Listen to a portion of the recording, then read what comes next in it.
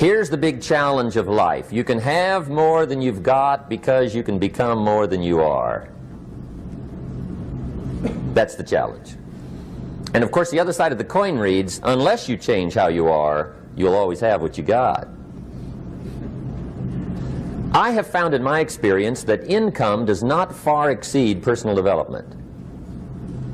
Now sometimes income takes a lucky jump, but sure enough, unless you grow out where it is, it'll usually come back where you are. Life has strange ways.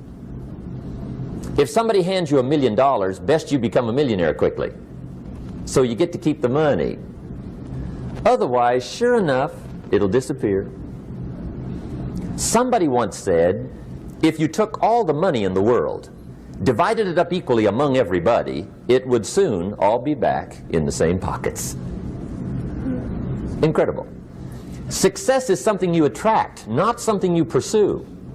Success is looking for a good place to stay.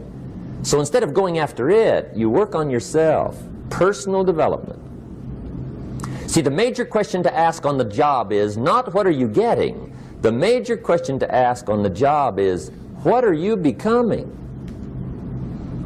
See, the big question is not what am I getting paid here? The big question is what am I becoming here? Because true happiness is not contained in what you get. Happiness is contained in what you become. So that's our major subject for tonight, personal development. Of all the assignments Mr. Schoaf gave me at age 25, this was probably the most difficult. In fact, I'm still working on this one. I think it's an unending challenge to see what you can become.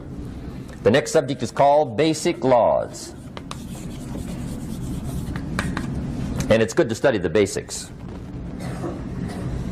And I call these basics primarily because they come from the Bible. Now, I'm not a theologian or a minister, and that'll be apparent. But Mr. Schoaf taught me that the Bible was a good textbook for ideas and stories and success equations, how to live the better life. I found out that was true. He also taught me that the Bible is as practical as it is spiritual, and I found out that's true. If you look at your bank account and your income and you're not happy, there are several places in the Bible to check to see what the heck's wrong so you can make the changes. And we're going to cover some of those tonight, called basics. Okay. The next subject is my favorite, setting goals.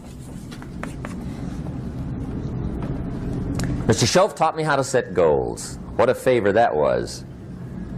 One morning at breakfast, shortly after I met him, he said, Jim, let me see your current list of goals, and let's go over them and talk about them. He said, maybe that's the best way I can help you get a better direction started.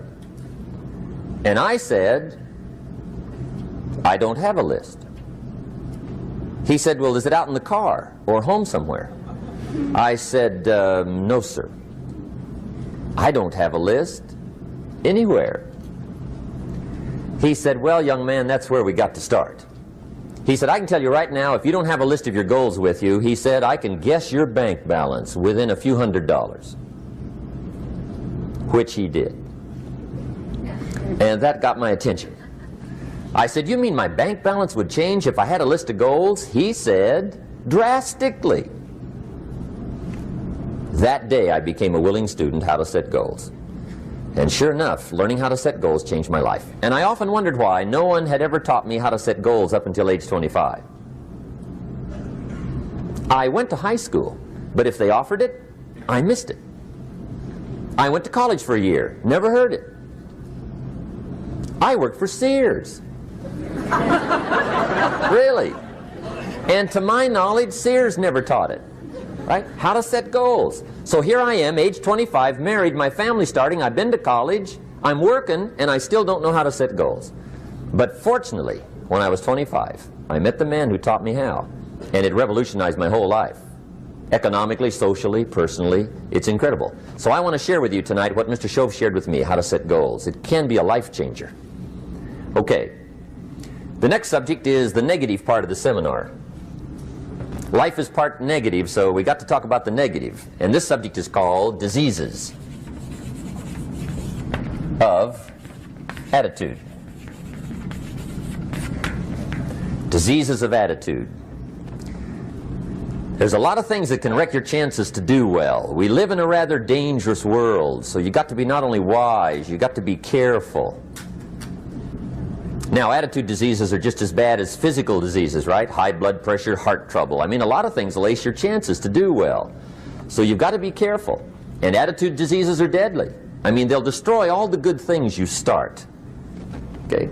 So we'll go through those attitude diseases, how to spot them, how to look for them, what they are, and the cure. And I'm a pro on these because I've had them all, so I can give you excellent advice on these. Now, the last subject we're going to consider tonight is called the day that turns your life around. The day that turns your life around. And under this subject, we're going to talk about the emotions that can change your life. Human beings are emotional creatures, and emotions are powerful for life change. Now, of course, emotions are so powerful they can go either way on you. Emotions can either build or destroy. So you really have to employ emotions properly. We call civilization the intelligent management of human emotions. If you can intelligently apply your emotions in the right direction, no telling what can happen. Could turn your life around one day would be sufficient. So we'll talk about those. Okay. Now that's a lot to cover in one evening, but we'll keep at it here and see if we can't get it all done. I'd like to have you now jot down the theme of the seminar. Every seminar should have a theme, I guess. We've got one. It's on some of our literature if you happen to notice it, but if you didn't, for your notes, here it is. The theme of the seminar goes like this: the major key to your better future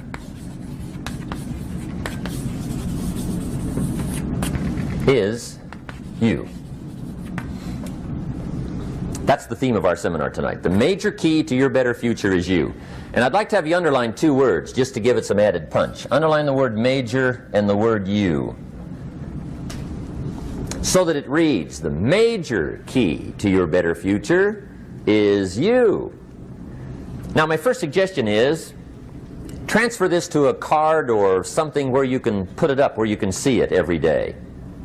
Preferably put it up where you can see it at the beginning of the day, before you go off to put the day together. This is a good phrase just to glance at, to keep in mind as you're putting the day together. It's called the silent seminar. If you'll just let this talk to you during the day, I found it to be tremendously helpful. The major key to your better future is you.